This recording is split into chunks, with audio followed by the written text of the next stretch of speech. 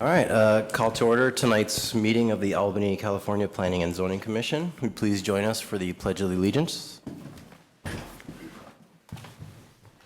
pledge allegiance to the flag of the United States of America, to the republic for which it stands, one nation, under God, indivisible, with liberty and justice for all.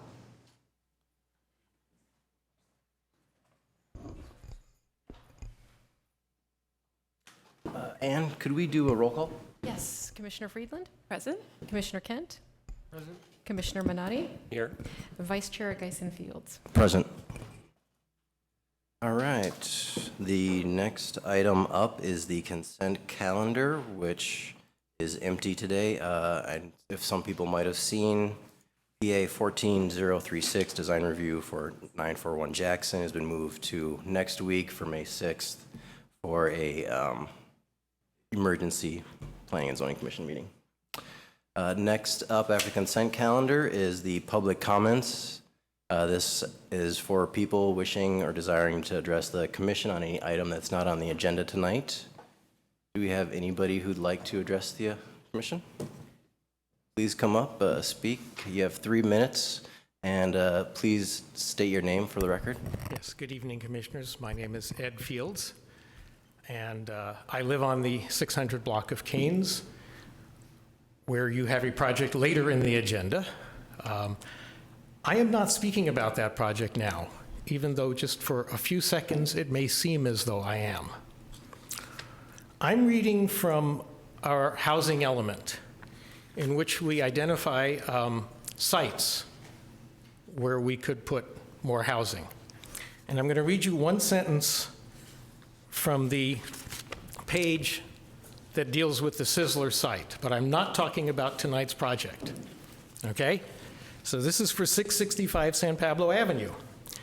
And it says, referring to the Sizzler and the Taco Bell actually at the same time, it says this restaurant was built in 1972 when development trends were to provide one-story commercial structures with large parking lots. And the implication is that in the 43 years since then, we've either learned something or changed something or done something differently. And so I was reading this last night, and I was struck by how little has changed. And I was specifically thinking of the approval, not that you commissioners did, but the approval not so many years ago for a supermarket on San Pablo Avenue at UC Village. And it's a one-story commercial structure with a large parking lot. And in fact, the developer insisted on overparking, providing more parking than is required.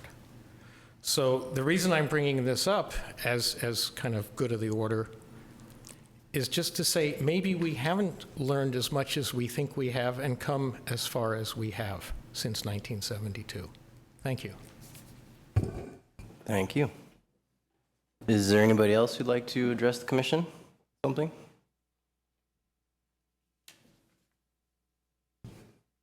Please state your name for the record. Ed Crowley. I own a property in the immediate vicinity. The problem with this project is the request for the setback. I'm sorry, this is the public comment period, and so if you're here to address the action item PA 1403, I'm sorry. I have 15019. Yes, I'm sorry. We have a specific agenda item to address that after the public comment period. This is for things that aren't on the agenda item. I got you. Excuse me. It's quite all right. Is there anybody else who has something that's not on the agenda item tonight? All right. We will close the public comment period, and now we will move into the agenda items. And the first item that is up for discussion is PA 15019, Portland Terrace and residential units at 665 San Pablo Avenue. Could we start with a staff report, please? Yes. Good evening. Before you tonight is a preliminary review of a proposed application for residential development at Kains and Portland Avenue. So for your review this evening, you are not taking any action. You're simply providing feedback to the applicant on what he has submitted thus far. So we'll go through that. As I mentioned, this is a preliminary plan for a new multifamily development on the back portion of the Sizzler property. So it's the northwest corner of Kains and Portland Avenue. The subject site is zoned R3, which does allow for residential development by right. As it is currently proposed, the project includes 7 residential townhouses with 4 units on Kains Avenue and 3 units facing Portland Avenue.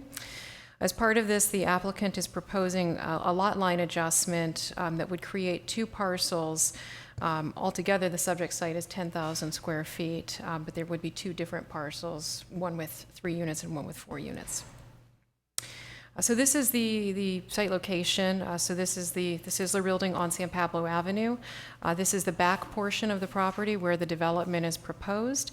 This site actually includes 4 legally separate parcels, but this back portion along Portland here in Kains is zoned R3, so it does allow for residential. And this property is under sole ownership, so one owner owns all 4 parcels that comprise this site. Sizzler, the restaurant was constructed in 1972. Prior to that, the site contained a gas station and a truck rental business. As I mentioned, there are 4 parcels on site with the frontage on Kains and Portland. The residential portion of the site was rezoned fairly recently in 2004 as part of a general plan amendment. There were properties on Kains and Adams that were rezoned to R3 for consistency with land use along those corridors.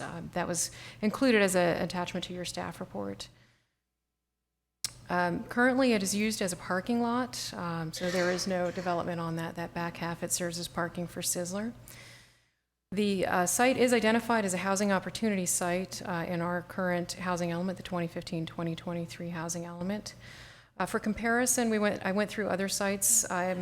In the housing element, 8 units is more typically what we're looking at for a site of 10,000 square feet. I just wanted to put that out there for the commission reference.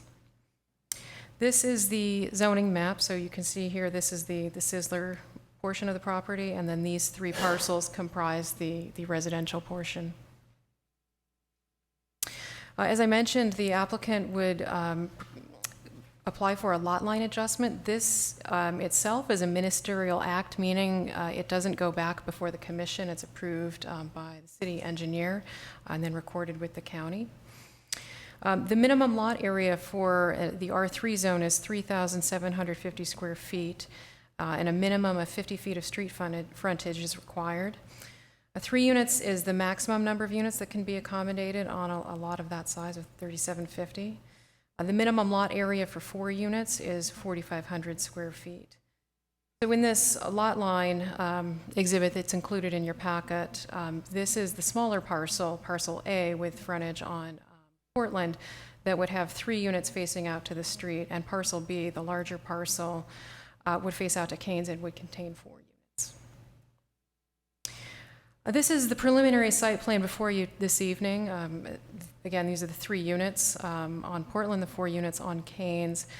This site plan has been largely configured around an existing utility line. So this hatched area that you see is an underground line for PG&E. There's a utility pole on Kains, and this, I believe, goes to the back of the Sizzler property. It's currently underground. The applicant has had some discussions with PG&E about relocating that line, and they can explain that better than I can, but this is what the big driver in this particular scheme is, preserving this utility, this area, the center area undeveloped. As part of this project, the applicant has indicated they would like to apply for a planned unit development. This is a tool that is used to allow flexibility in development standards in exchange for an exceptional public amenity or other community benefit. So with this request, the applicant is asking for a reduction in the front yard setback. A 15-foot front yard setback is required. They're proposing an 8.5-foot front yard setback, in part to accommodate the covered parking, the 2 parking spaces per unit that our code requires. So with this scheme, they would have 2 covered parking spaces, a tandem garage at the front of the unit. As part of this, the applicant has proposed a public amenity of green space, which goes between the townhouses, and I'll show you that slide in a moment. As just a general reminder for the commission, you have very wide discretion in considering public amenities and what you expect to see with that. So this is the proposed green space area that would run between the properties. So this is effectively these small hatched areas are the outdoor space for each of the units. This is an area that would connect to the Sizzler property that would be a green space that would run from the Kains side to the back of the parking lot. There are some existing street trees on site. These are the 4 that are on Kains. They are native to Australia, from what I understand. They are bark trees, and speaking with our city arborist, they are not a preferred street tree, so as part of this project, the applicant has proposed to take out the street trees, and they would have to work with the city arborist in selecting an adequate approved replacement for new street trees. There's also another tree on the property, a pretty substantial redwood tree that's located in the parking lot that, as part of this, has the potential to come out. So I've made mention of that, in this, presented it to you in this, and I think made mention of it in the staff report. So there is another tree that's on the property of some size. The project is categorically exempt pursuant to the California Environmental Quality Act. It is an infill project, and it meets the criteria for infill development under state law.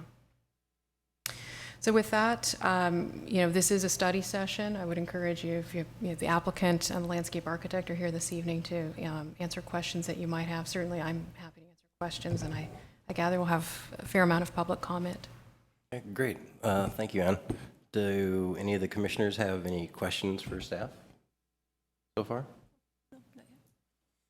Okay, next I'd like to ask the applicant to present the project to us.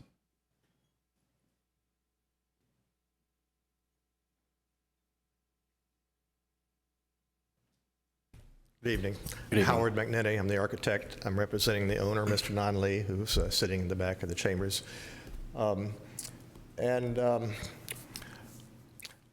I think what I would like to do is, as a fairly good explanation of the project, I might go into one aspect of it, which was, and we've had some discussions about 7 units or 8 units, so maybe I can kind of go through the history of how we got to the number of units and the configuration that we did. So, and I think that's a good enough exhibit that I can use that. Let's see. We started out with 9 units, and they were all fronting on Kains. Several things were apparent from the beginning that argued against that particular scheme, one of which, and probably the most important one of which, is that it could not be financed. 9 units, well, anything over 4 units basically is a commercial project, and in this case was not possible to secure financing for that particular project. But in addition to that, we were aware of the underground utility high voltage lines running through the property. We thought that was something that we should design around. That's before we found out that we're going to have to move it anyway. But equally important, there's a utility pole, and it's major, right at the street, right in that location. And we've met with PG&E on the site. The cost of moving that is estimated between $40,000 and $60,000. So what we wanted to do was a plan that would not require us to move it. We looked at 4 and 4, but if you split the property down the middle and you have 4 on one side and 4 on the other, it turns out the utility pole is going to be in front of one of the units. And every unit has its own garage, their tandem parking, in order to meet the 2 spaces per unit requirement that the city of Albany has. So that looked like an expensive, an expense that argued against the 8 units. There's one other argument against the 8 units, which was that begin to be a little bit squeezed. We'd like them to be a little bit wider than that allowed us to make the units so that we could actually make them 3-bedroom. We either had very wide 2-bedroom units or adequate 3-bedroom units, but if they get squeezed too much, the 3rd bedroom really doesn't work. So putting all those things together and realizing that, and frankly, after a meeting with staff, the idea of a PUD emerged. And the PUD is something that we can use to trade one requirement of the zoning regulations for some public amenity. We were encouraged to look at that, and which we did. And then after that last meeting, it occurred to us finally that maybe they don't all have to front on Kains. Maybe some of the units can front on Portland and some of the units on Kains. And so we now have a plan which satisfies it's not the 8 units that we'd like to have, but there's 7 very good units. We don't have to move the power pole, and we do have an amenity, which is that mid-block pedestrian pathway, which is not a lot. You don't see a lot of them in Albany. You do see some. There's one close to my house. It's called Manor Way. It's about a 6-foot wide right-of-way, and you could pedestrians can use that to get from one end of the block to the other. I think it connects Ventura and comes down the hill a couple of blocks. So maybe you've seen it. They're all over Berkeley, by the way, and they're considered a wonderful amenity. And it also allows us to do one other thing that we wouldn't be able to otherwise, which, oops, anyway, is to have enough space between the 2 buildings that we can actually get some nice trees. Otherwise, things get a little bit crowded. So the idea of maintaining what in this zoning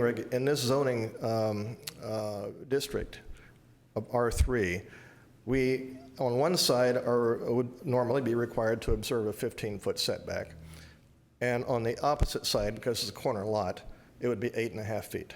So what we're saying is, well, can we do 8.5 feet on both in return for moving the units and creating this nice green zone between the 2 buildings? We don't have to do it. Can we?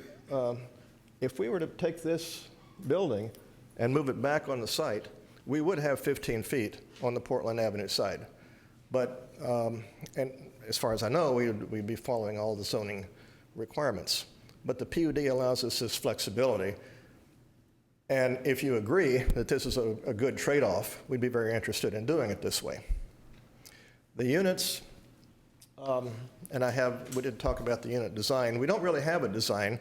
We have a diagram, and we came here purposely without a design because this is clearly very early in the design process.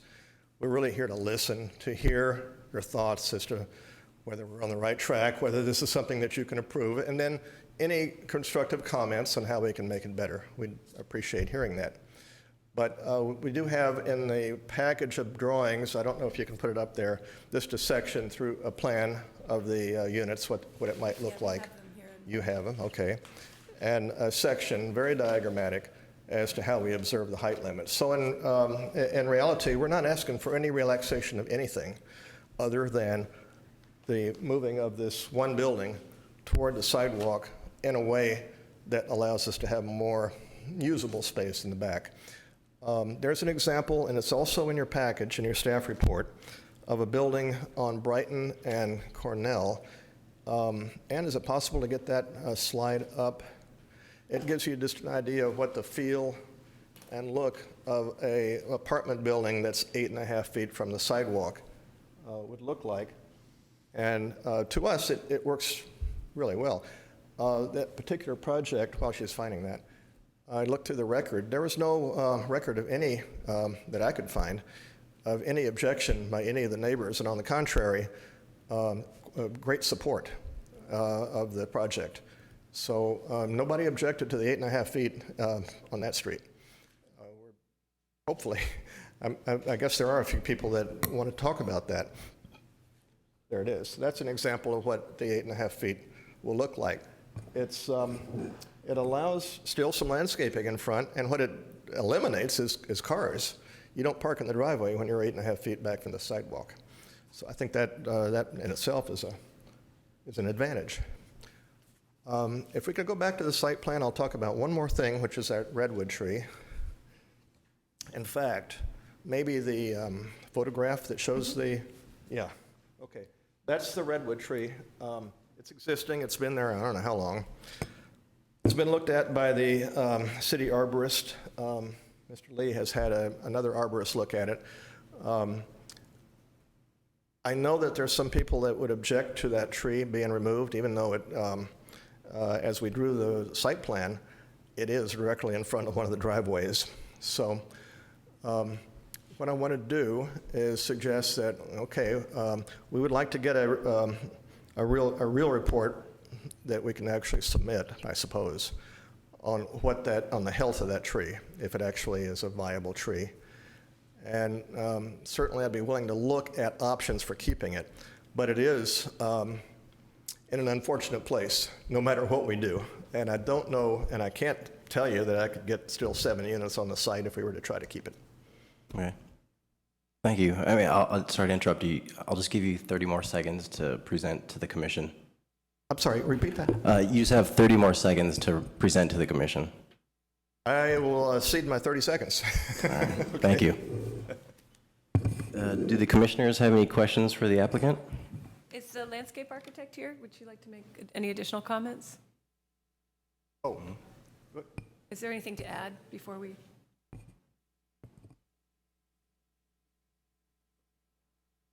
Hi, I'm Sue Oda, landscape architect. I have a preliminary plant list. Mainly what I'm thinking about is because of the water shortages, native plants, and drought tolerant plants, succulents, and if we were able to add some street trees to do something flowering like crepe myrtles, which are doing really well in Albany right now. Okay, thank you. Commissioners have anything to ask of the landscape architect? We got a lot of discussion. We want to break right into it. Yeah. Yeah, just any questions for clarification you might have? Clarification questions. No, because you really haven't done a plan yet, so I have nothing to comment on. That's correct. Yeah. So. Thank you. You can have a seat. Now we will open this up to public comment. I have 2 speaker cards. Great, and if there are any other speakers, please feel free to fill out a speaker form in the back and give it to Anne, and she will call your name to speak. Each speaker, out of respect for everybody, has 3 minutes to speak, and we will try our best to hold tight to that. I'll go ahead and call the first 3 speakers, David Orth, Michael Cambanatuan, and Ed Fields.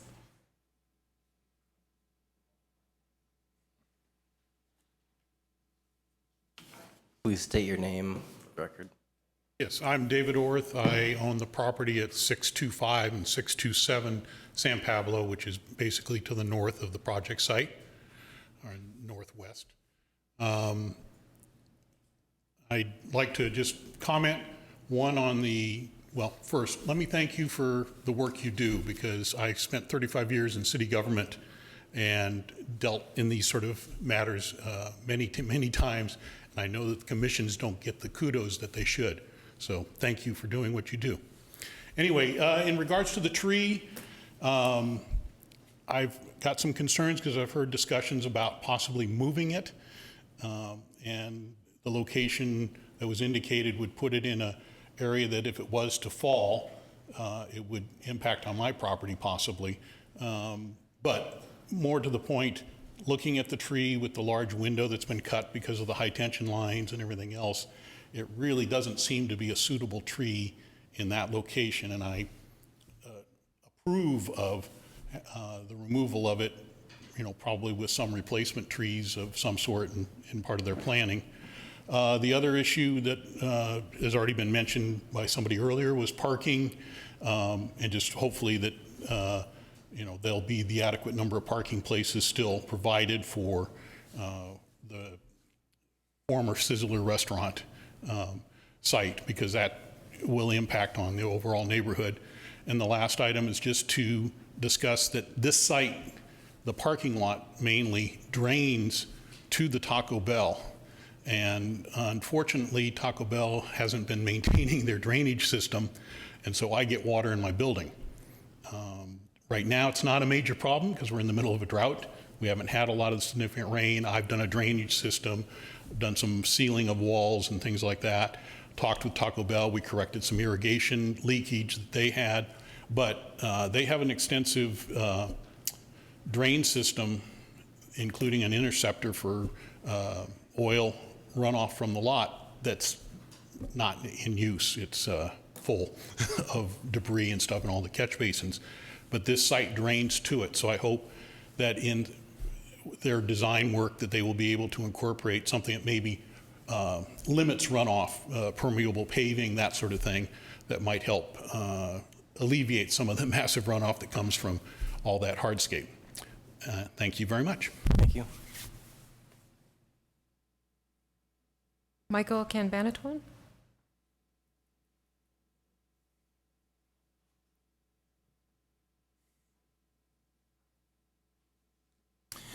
Hi, Michael Cabanatuan. I live at 639 Kains, which, if you look at the picture, is directly across from the big redwood tree. First, I have a couple of questions. I think I understand this correctly, but it's been a while since I've been to a planning meeting. Tandem parking is end-to-end, is that correct? That's correct. Okay, so it's a long garage with parking. And then the setback is measured from the property line, right? So in this case, the wall that's there? The wall that's behind the Sizzler parking lot would be the property line? Okay. And would you mind putting the site plan up? Yeah, the one that shows that. Okay. My wife, my son, and I have lived there for about 12 years, and obviously when we moved in, we could smell the cheese bread and the steaks cooking and knew what we were getting into. At times, it's been very noisy with, rowdy people out in the parking lot. The police do a pretty good job. Truck deliveries at 3 in the morning. We are definitely not opposed to having housing there and to having a buffer between the restaurant and, and our side of the street. We do have some concerns, and I would not say that any of them are, hard and absolute. We do like the redwood tree. I know it may not be in the best of health, and it may be, it would be great to have a study on that. I also know that it may stand in the way of things, but we do like the tree there in general. The street trees, frankly, most of them are kind of messy. One of our neighbors spends a lot of time of his own time going up and sweeping and picking up the debris that the trees leave.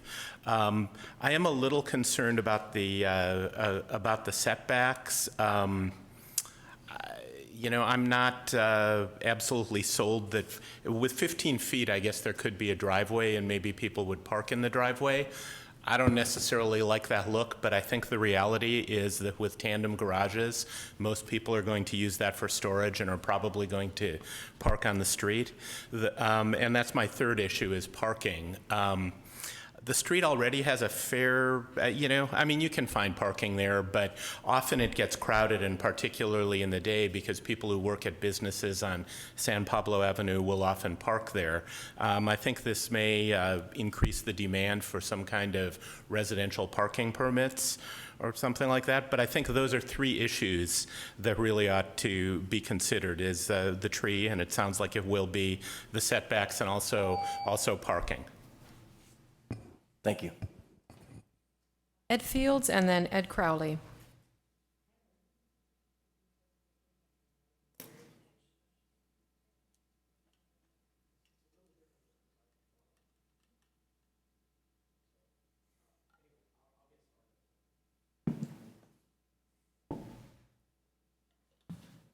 Ed Fields again. The first comment I want to make is I'm surprised that in the staff report there's no comment about inclusionary housing, because the zoning code says for all residential development projects of 5 or more units in the city, including conversions of 5 or more existing rental units to ownership units, proportion shall be made affordable. And while these are intended to be rental units, at some point in time in the future, they might become condominiums. And there's an issue of how you ensure that the intent of the code is followed if they're on two separate lots and on two separate parcels, where somebody could say, I'm going to convert my 4 to condos, and the other person say, well, I'm not going to do it now, I might do it later. Whereas if all 7 got converted. So I think it's an issue that the city should look at, and you folks should look at. As it's Earth Day, I want to read a poem I ran across. Wasn't looking for it. It's a couple of sentences or so. It says, "The tree which moves some to tears of joy is in the eyes of others only a green thing that stands in the way." And that's from William Blake. So my second concern is the redwood tree. The lore in the neighborhood, L-O-R-E, is that when Sizzler was built, there were 2 trees, and that one was allowed to be cut down in exchange for a mitigation where the other tree was preserved. And if in fact that was done through a use permit, which the city council did grant in 1971, though I can't find it anywhere, we should certainly look at whether the city has afforded any protection to the redwood tree. It's also Earth Day, by the way, as someone reminded me. The Melaleuca trees, there are not 4, there are 5 street trees. First, we were told they're not on the approved tree list. Now we're told they're not preferred trees. They are on the city's currently approved list for the size of planters they're in. They're on the small end of the range of planters. If we're going to cut them down, some of them, hopefully we can keep the bigger ones toward the corner by the side of the Portland fronting ones. If we're going to cut them down, let's say we're cutting them down because they're in the way of a development that we want to have. And I'm not opposed to this development necessarily, but let's not come up with these sort of, well, they're not approved, they're not preferred. They're nice trees, and they are messy, and I've swept that sidewalk many times myself as well. As for the PUD, it's not clear to me that there will be a net increase in open space because you're cutting out 8 feet of the front yards, and then you're sort of moving that space to the walkway, which is a walkway that goes to what? The back of a restaurant? I mean, it's not clear that a PUD is the way to go. I share some of what my neighbor Michael said in terms of how we might arrange parking. And then I wanted to show the lot configuration. So this is currently 4 lots. If you approve the so-called lot line adjustment, which is meant to be a minor adjustment, you end up with these 2 where the housing project is built, and you have this sort of hanging piece of Chad here that maybe belongs to the restaurant because this is the Taco Bell. So I also have some concern about how that might look. And I guess I would go on some more, but my time is up. But sometimes these study sessions, after everyone has a chance to speak, take a little bit of the form of a discussion with the applicant, with the public. I don't think there's much else on the agenda. So if it seemed to you that that was beneficial, sometimes we have a discussion, not just 3 minutes, and then you don't get. It's understood. Thank you. Ed Crowley?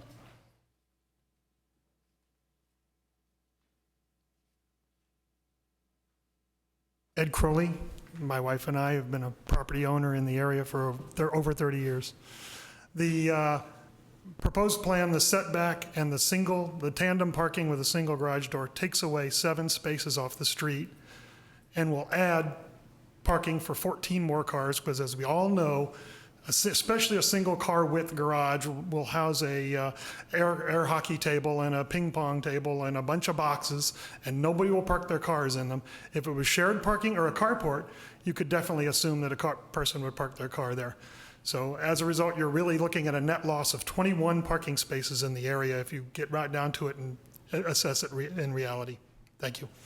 Thank you. Is there anybody else who would like to speak on this agenda item? If not, we'll close the public comments and to the commissioners for discussion. If there's a commissioner that would like to volunteer to go first, any thoughts or comments for the applicant? Well, I'll go first. First, I am a little interested in further pursuing this issue of the lot lines. Can we maybe get some clarification from the architect around this confusion around the extra parcel?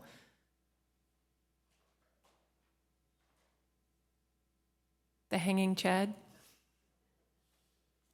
Haven't heard that term in a long time, mercifully.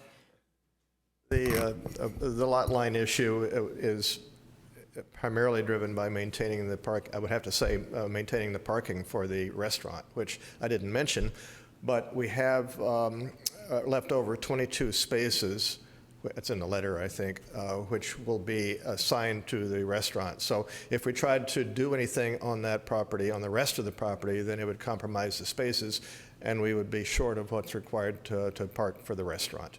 And it's just driven by that, actually. Actually, another question I have for you while you're up.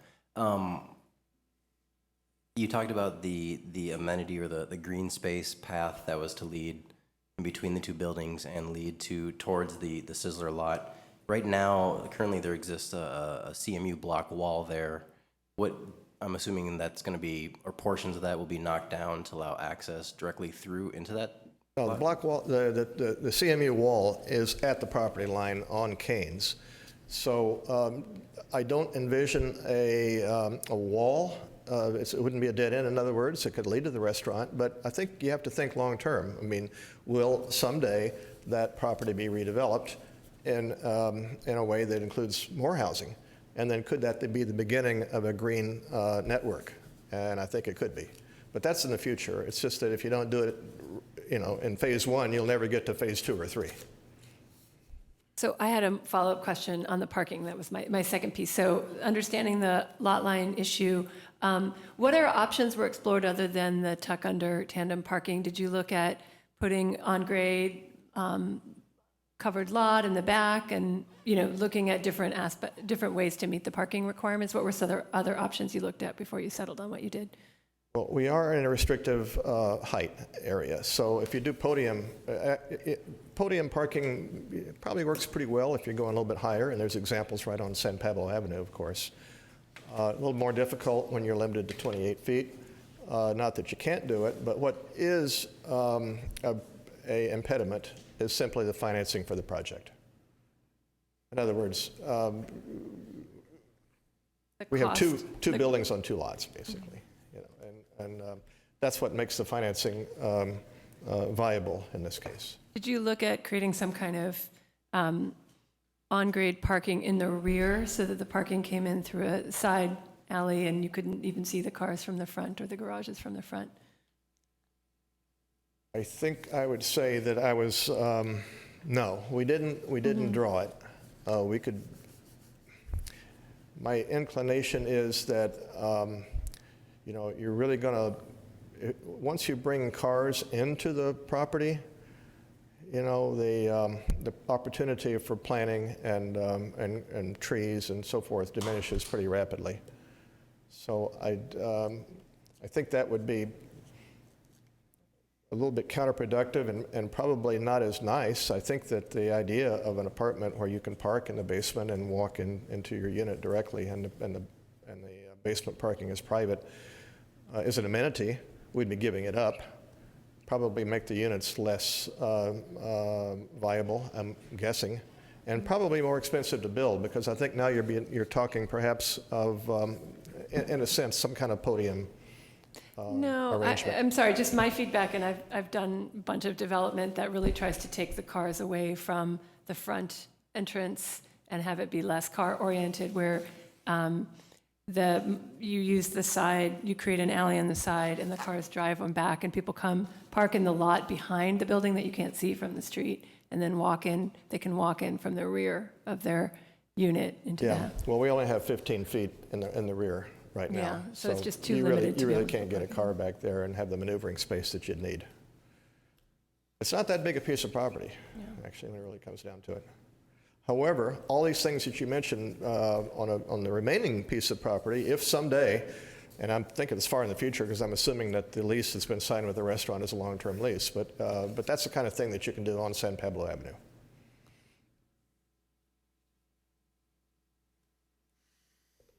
Questions? I guess I had similar thoughts to Susan, and a part of it, have you thought about how the whole site in its entirety is going to work, or how this property eventually relates to that?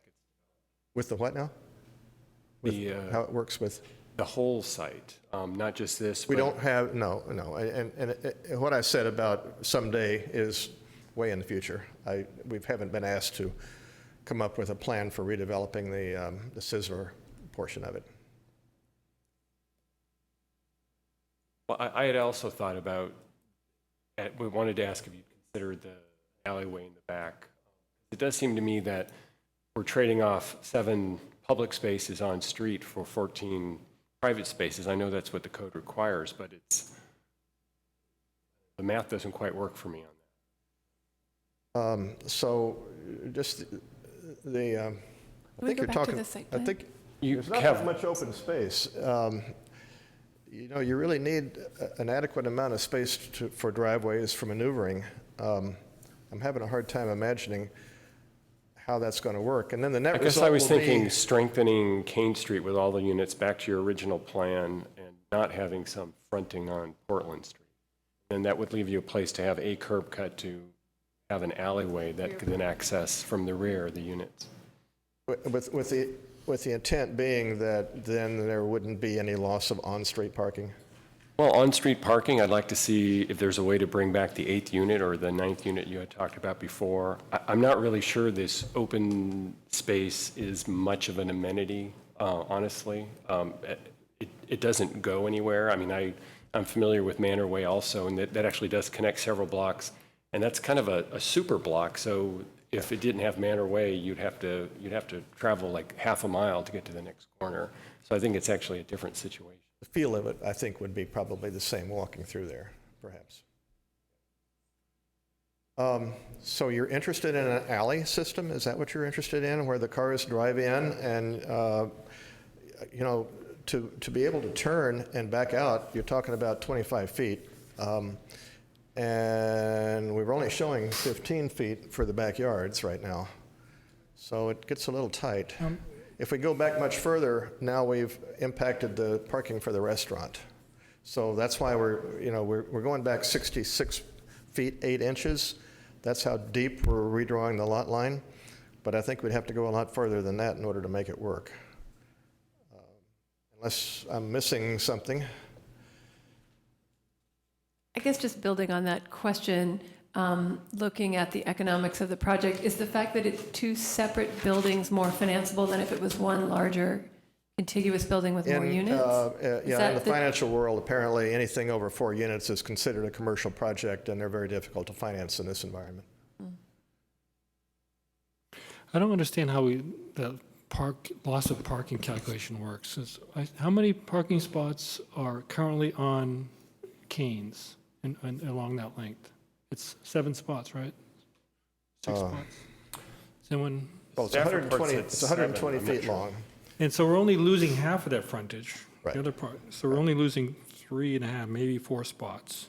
And then on Portland, we already have a couple driveway inlets, so we only have 1 spot there. Yeah, right. So I don't think we're losing nearly what everybody's saying we're losing. And then Well, we're there's adding only 2 lots for every unit Yeah. on private property. I think you're right. There's only 7 legal spaces there right now, and we're probably only losing 4. 4, yeah. 4, I think. Because on Portland, we only have 1. And then we're Legal losing spot. probably 2 on Portland.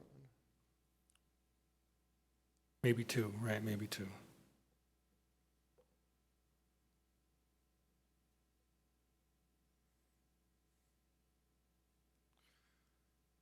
Any other comments or questions for the applicant? I mean, I would just note the staff report says there's a loss of approximately 7, it says there will be a loss of approximately 7 off-street parking spaces, so that's, On street. On street. okay.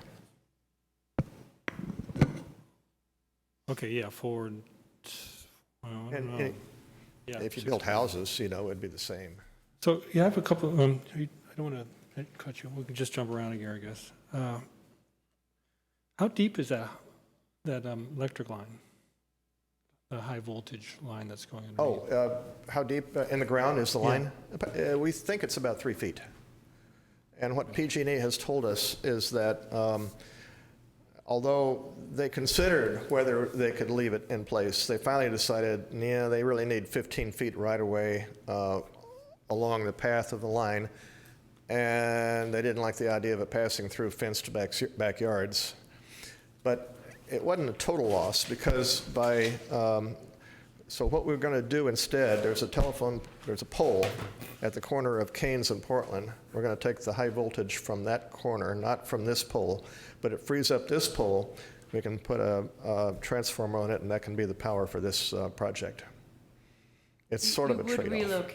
You would relocate the high voltage. Yeah, the high voltage now is going to go to a different So pole. that's no longer really a driver of the site plan. It's no longer what? It's no longer a driver. It's not really impacting the site plan. The pole, well, no, the underground line is no longer a driver, but the pole is. Right.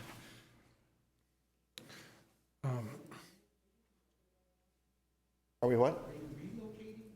We're going to have to reroute, bring in new feeders, yeah. For Sister. A couple comments. It looks like the bioswales to treat the stormwater are just kind of pushed off on the side. Maybe that's the only place you have left. But I was wondering why they're not kind of incorporated, possibly look at incorporating them into that public, you call it greenway. Right now it's just kind of a buffer strip, but if it does, I guess it wouldn't be open now, right? This greenway, it would be, if you built the houses, the greenway would be open. Anybody could walk through there, right? And who would maintain that? That would be the owner of the property. Well, I mean, they're apartments. These are not condominiums, so the owner maintains. Right, apartments.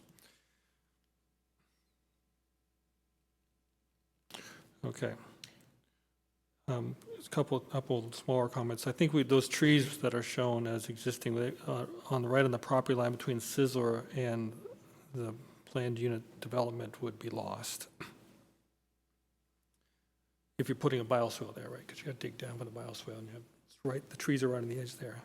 Not that they're anything of that much value or anything. I think they're just some small sycamores, so nothing that special.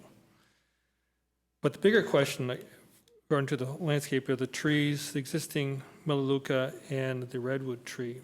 And I kind of agree with Ed a lot on the Melaleucas. Yeah, they're not the preferred tree, but they are on the list, and they're the kind of history of, they have some history in Albany. If they're really problematic, perhaps take them out, but wouldn't just take them out because they're no longer on the preferred tree list. The redwood I can see, much as I hate to lose a large tree, but it's a big tree. It's only going to get bigger. It's in a precarious location. I think building around it's only going to make it weaker. It's not maybe you're looking at it across the street, it looks more sculptural, but definitely when they start hacking away to create the telephone lines, it loses some of its majesty. My wife and I vacationed up to the Russian River area a couple of weeks ago, and across the street and about 100 feet down the road, there was a cabin that got crushed by a redwood tree that fell. And half of the house was destroyed totally. Nobody was in it, fortunately, but they only get bigger. And yeah, having them really close to the house can be, someday it's going to be dealt with. By the way, regarding that public way, and I haven't really, I don't know how it would work, but I know we're supposed to integrate a public art component into this project. We might be able to get creative and do something interesting that would be of great interest to the public. Who knows? Thank you. You can have a seat for now. Okay. Oh, I'm sorry. We have one more question for you. Somebody had brought up the issue about noise in the restaurant. I'm just wondering, how have you thought about that related to the bedrooms in the back of the house and how that might be mitigated? Noise coming from the restaurant. Yeah.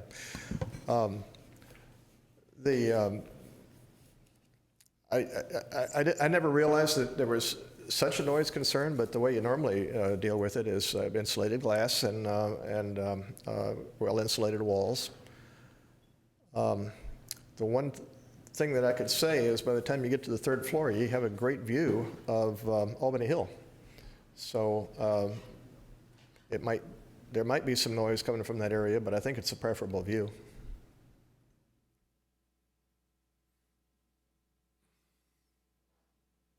Thank you. Okay.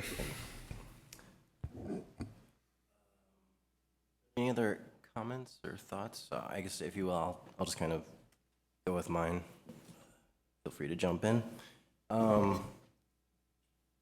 So I'm happy that we have an applicant who's trying to develop a medium density site, create units in Albany, which is something as an initiative we've been trying to promote.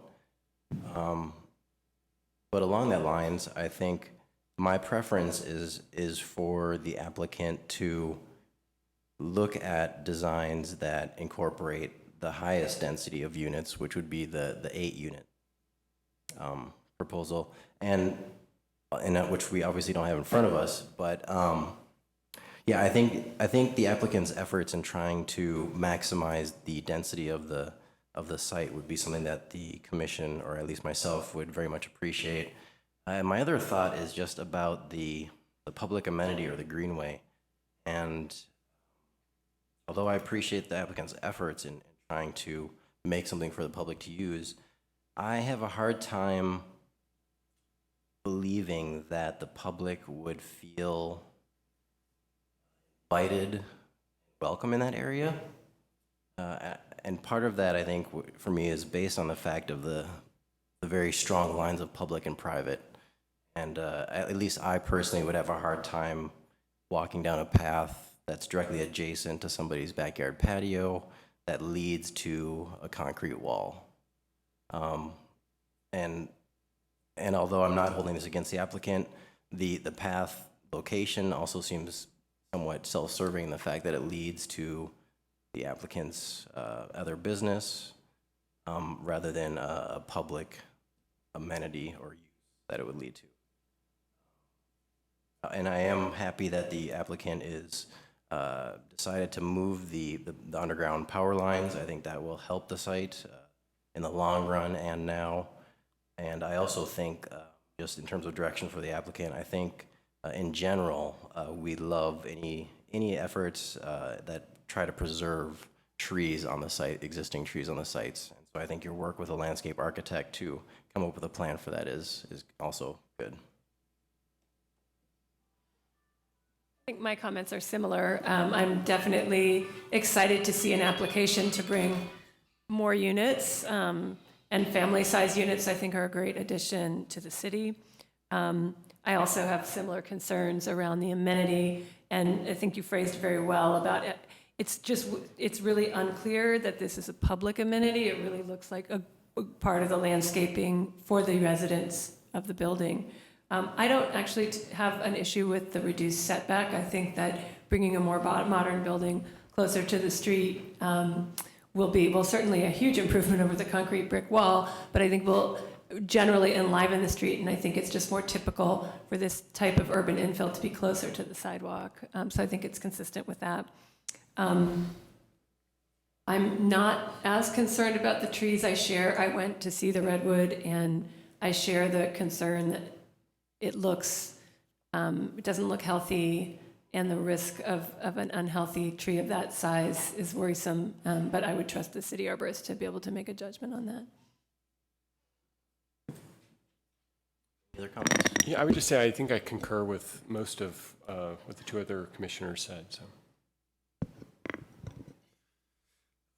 Just want to add that I think it's currently that CMU wall that runs that length that always bothers me walking down that when I walk that way from BART to my house, and it's just this dead zone. So seeing residential units there, I think it will be a great improvement.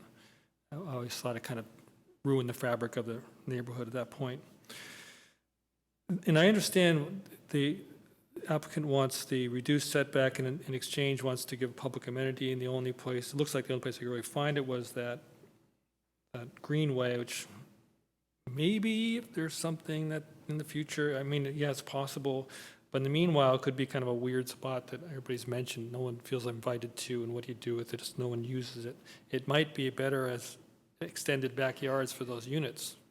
Sorry to say, I mean, but then the public's losing this possible amenity for granting the setback. So I wonder if there's some other amenity that we can give the public, if we can look at that.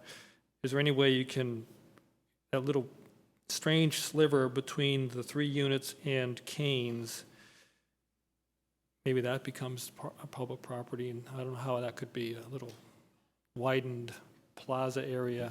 Not that we want people hanging out there, I don't quite know, but maybe heavily planted. I think it was mentioned of putting more trees around the site, and maybe that could be a place to put some soften development with some trees. As for the Melaleucas, I already said it. It looks like some of them are landing in your driveways. That's probably why you're taking them out. I'm not sure if there's any you can save, but it would be nice if we could save some of them. I don't think the sweet gums or the sycamores are worth really worrying about. Melaleucas are kind of, unique. I wouldn't throw them away. Other comments?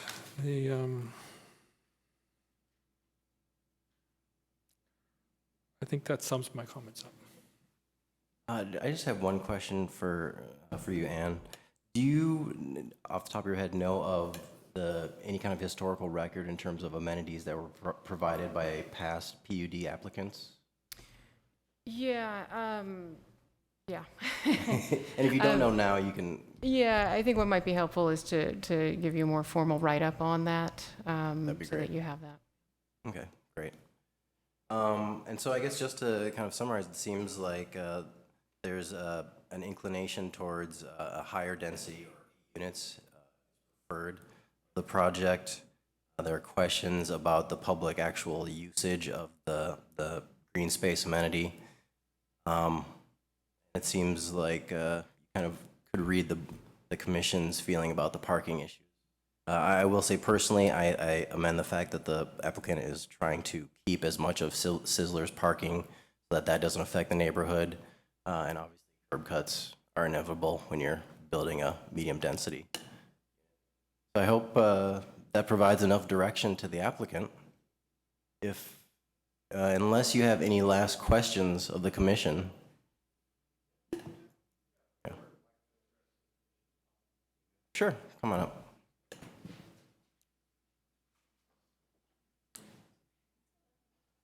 Hi. Yeah, hi, my name is Nan Lee. I own property at Sizzler back in 2005. Right now, Sizzler moving out. I tried to keep them, but I couldn't keep it. So you gotta go. So I feel bad about Sizzler gone. So actually, I've been there because Sizzler parking, we have 48 parking space. Most of the time, the restaurant in the back there, it's empty. What happened? They're empty. The nighttime, a lot of things going on in the backside there, nearby the tree. All kind of rug, all kind of things going on. Look like you ride by, look in the tree down there. Take a look how it look like. So I love the redwood tree. That's why I like it.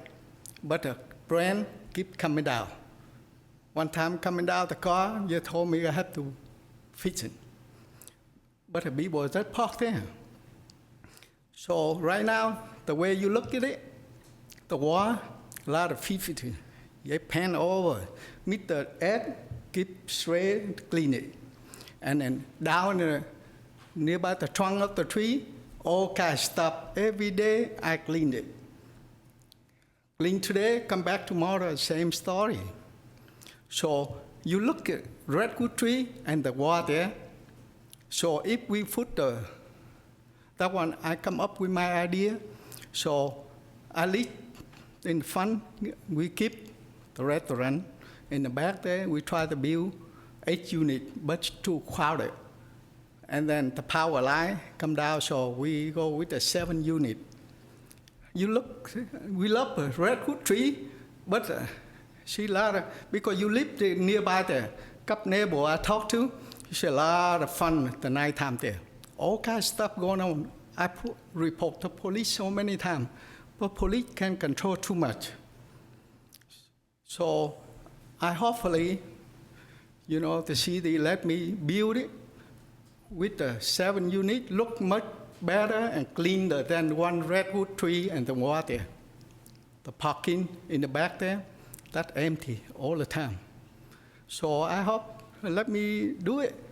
If you couldn't move, if you could leave a redwood tree there, I couldn't build anything because waiting a lot of land, about like 20-foot land, from property line to redwood tree.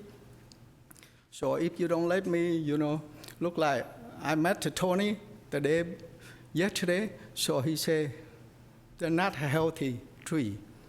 And then the electric line right in through with it.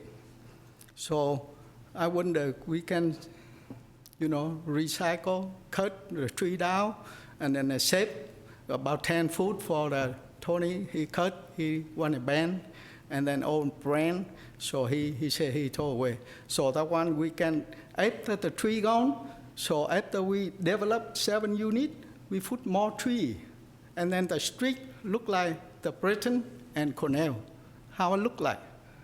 Look in good shape in neighbor. Then one tree, one wall. Okay, thank you. Thank you. Thank you. Yes, briefly I will say, again, I think we understand the applicant's issues with the trees, and I'll support the efforts they're doing. And I think maybe as a little specific direction, I think maybe the next time we see this, if it's in a preliminary stage like this, either if the 7 units has to stay, I would highly suggest really looking into that public amenity and redesigning that. And if I would also suggest, if you can, look into the 8-unit design. And I understand the financial constraints, but I would highly suggest looking into some design alternatives based on that too. All right, thank you. Okay, so we will close that item. Next is new business, and there doesn't appear to be any.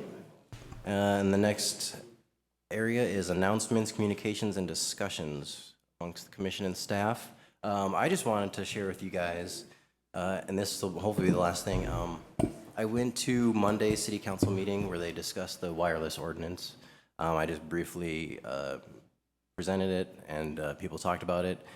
In the end, and I don't know if you're aware of this or not, they decided not to, and this is the first reading too, but they chose not to adopt the ordinance that allowed wireless in the residential area, but they had a lot of, which after listening to it, they had a lot of good sort of suggestions and questions that they wanted us to look at, and so they sent it back to us to look at it again with these handful of issues, which after hearing them, they kind of, I realized that some things kind of got beyond my radar.